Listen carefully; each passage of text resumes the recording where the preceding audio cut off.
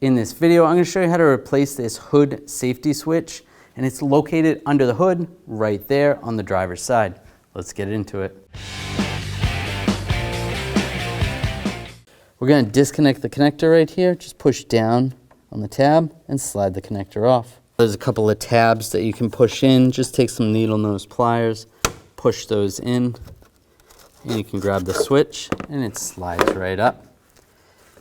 Those are the tabs, just like that. You're just using the needle nose pliers and just squeezing those and it slides right up. Now take the new switch and we're going to slide it in the same way the old one came out and just lock it down.